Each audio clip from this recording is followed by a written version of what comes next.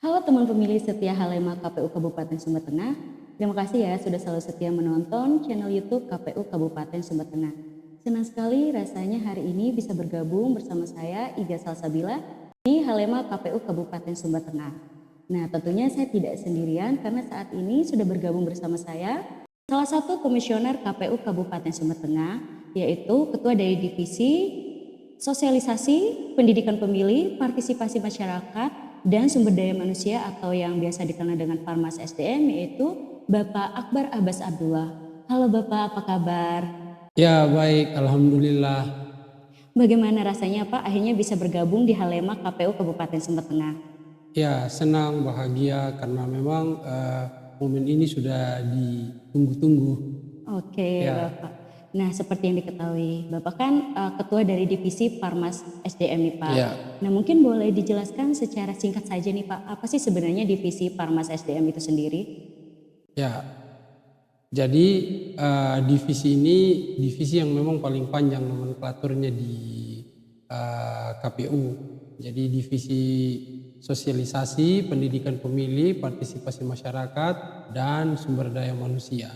Jadi sesuai dengan tata kerja Komisi Pemilihan Umum yang tertuang di dalam PKPU 5 tahun 2022 perubahan keempat atas PKPU nomor 8 tahun 2019, salah satunya adalah sosialisasi kepemiluan dan partisipasi masyarakat serta pendidikan pemilih.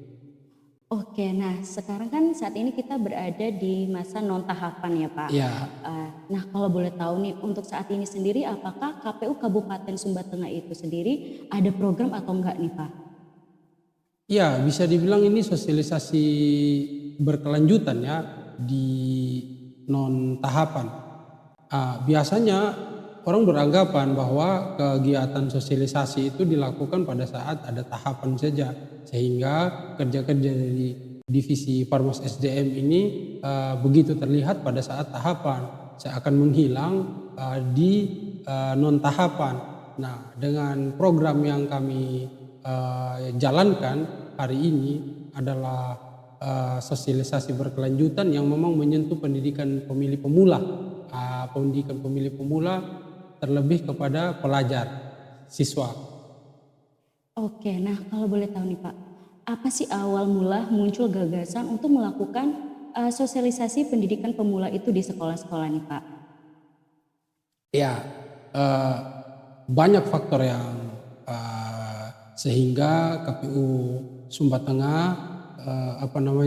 mempunyai ide untuk melakukan kerjasama dengan sekolah-sekolah. Salah satu diantaranya pada saat itu SMA Negeri 1 Webakul pada saat itu bersurat ke KPU Sumba Tengah untuk memfasilitasi pemilihan OSIS.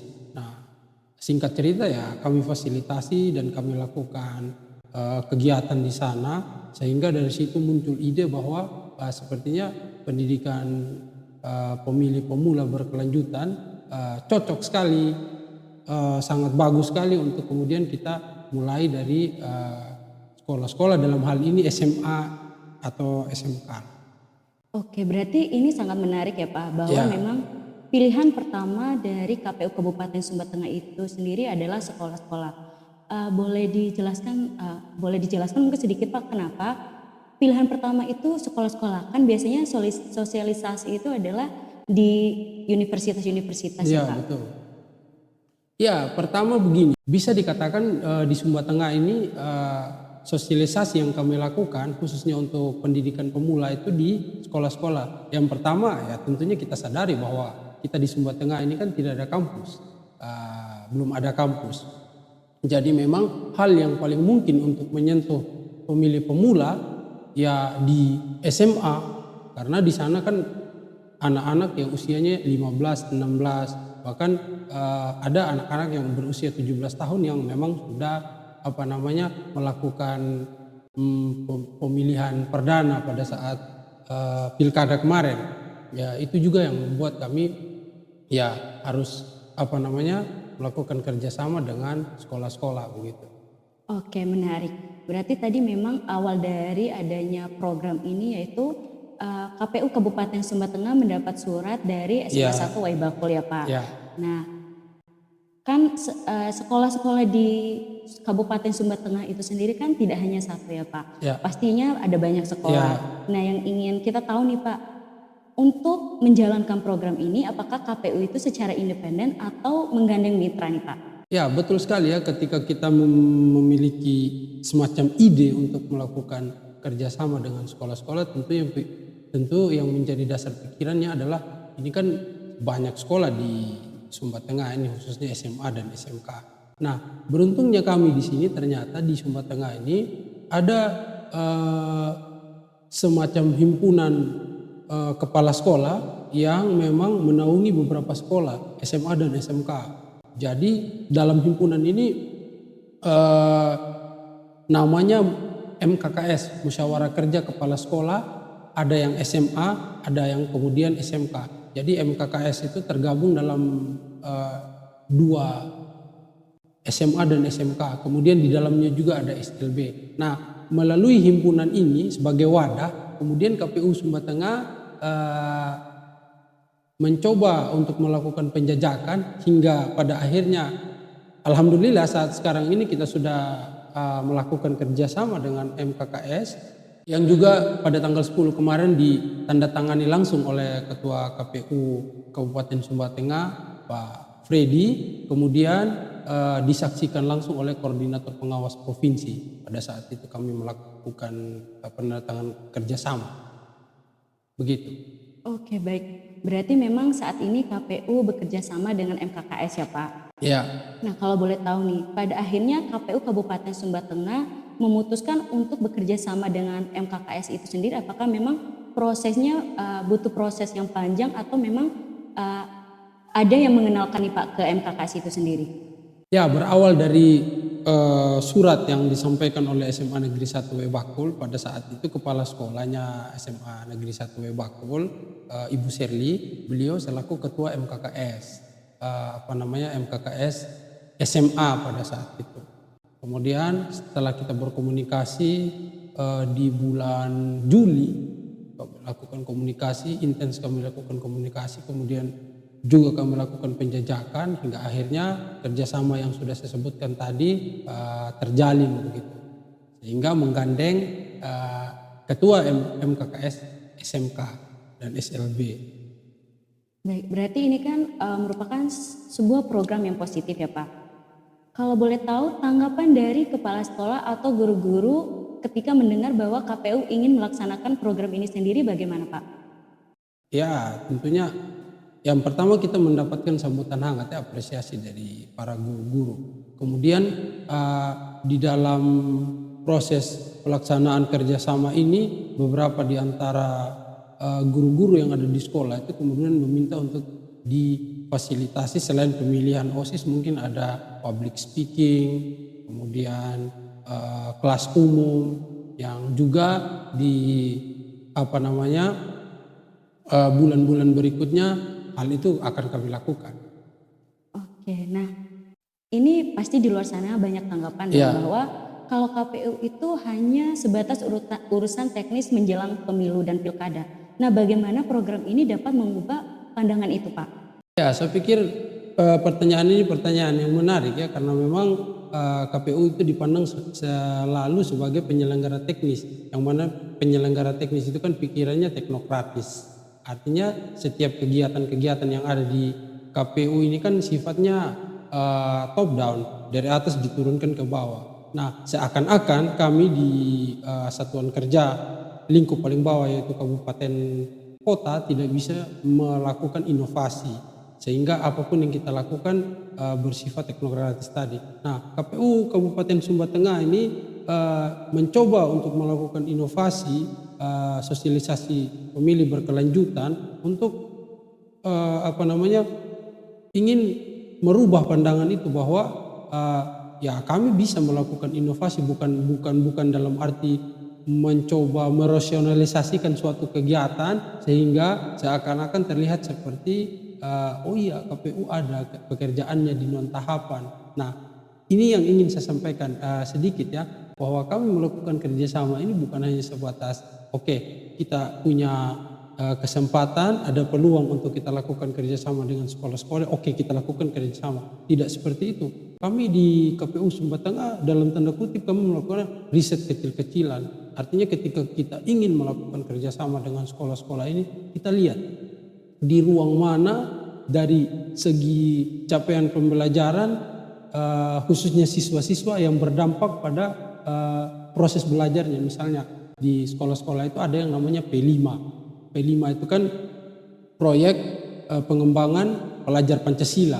Jadi melalui itu mempunyai 8 dimensi kelulusan. Salah satu diantaranya yaitu kewarganegaraan. Nah, melalui kewarganegaraan inilah yang kemudian KPU di dalam kerjasamanya dibuatlah kelas umum. Sehingga di kelas umum ini kan ada yang namanya pendidikan demokrasi. Pendidikan demokrasi kami sesuaikan juga dengan capaian pembelajaran siswa SMA. Sehingga pada saat proses sosialisasi kami lakukan, siswa tidak hanya oh iya dapat pemilu itu begini-begini, tapi ada memang yang mungkin mereka bisa pakai, oh mereka ujian sekolah itu bisa menjawab dari hal-hal yang kami sampaikan pada saat kami lakukan sosialisasi. Oke, berarti memang ada harapannya bahwa para pelajar ini dapat mempelajari pendidikan pemilih itu sejak usia remaja ya Pak. Ya. Nah, yang ingin kami tahu, inovasi yang dibawa oleh KPU Kabupaten Sumba Tengah itu sendiri saat melakukan sosialisasi itu seperti apa nih Pak? Iya, umumnya ketika KPU melakukan sosialisasi, terutama di saat tahapannya, orang akan selalu bertanya, bahkan sebelum-sebelumnya tentang cara mencoblos, bagaimana cara mencoblos yang benar dan lain sebagainya. Nah, mungkin pendekatan yang kami lakukan pada saat ini tentang sosialisasi adalah lebih kepada bagaimana kita menggunakan hak pilih kita, tidak lagi kita berbicara tentang bagaimana cara kita mencoblos. Karena menggunakan hak pilih yang baik dan benar. Kita menjadi pemilih yang kritis, menjadi pemilih yang berdasarkan visi misi, berdasarkan hati nurani, bukan berdasarkan uang ya, bukan berdasarkan pada uang. Ketika orang kasih uang ya sudah kita memilih, tapi memang di dalam hatinya kita itu benar-benar menjadi pemilih cerdas. Oke, memang berarti harapannya itu bahwa secara sederhana para pelajar ini mengetahui tentang apa itu demokrasi, bagaimana cara memilih dengan baik. Nah, yang ingin kita tahu nih Pak, bagaimana program ini dapat menumbuhkan semangat demokrasi dari dalam diri pelajar atau siswa itu sendiri Pak? Iya, saya pikir seperti yang saya sudah sampaikan di awal tadi, bahwa di antara salah satu bentuk kerjasama yang juga kami lakukan di sekolah-sekolah itu adalah memfasilitasi pemilihan OSIS. Nah, dalam memfasilitasi pemilihan OSIS ini memang siswa-siswa itu kita libatkan. Ada yang sebagai penyelenggara, kemudian sebagai peserta, dan sebagai pemilih kan. Misalnya siswa-siswa itu yang menjadi penyelenggara itu kan dia bisa menjadi di dalam itu kita bentuk ada yang namanya PPO, panitia pemilihan OSIS. Kemudian itu di bawahnya ada yang namanya KPPO, kelompok penyelenggara pemilihan OSIS. Jadi dengan keaktifan siswa itu di mana ketua PPO misalnya belajar tentang kepemimpinan, bagaimana dia memanajemen teman-temannya di sekolah. Nah, saya pikir dengan pengalaman-pengalaman lapangan yang kita coba simulasikan di sekolah ini, saya pikir dengan begitu menjadi semacam memupuk rasa cinta anak-anak ini terhadap momen-momen pesta demokrasi. Jadi setiap ada pemilu mereka ingin terlibat. Oh iya, dulu waktu kita masih SMA kita pernah jadi KPPO begini-begini. Coba mungkin setelah ini kita bisa ikut terjun langsung, kan bisa seperti itu maksudnya. Oke, berarti memang dalam rangkaian proses pembelajaran atau pemilihan ketua OSIS tadi, para pelajar ini bisa termotivasi atau rasa cinta terhadap demokrasi itu bisa tinggi ya Pak. Tetapi tidak bisa kita hindari bahwa memang di era gempuran teknologi yang semakin maju seperti saat ini, pastinya para pelajar itu sendiri memiliki sifat apatis terhadap demokrasi atau pemilihan yang dilakukan di Indonesia.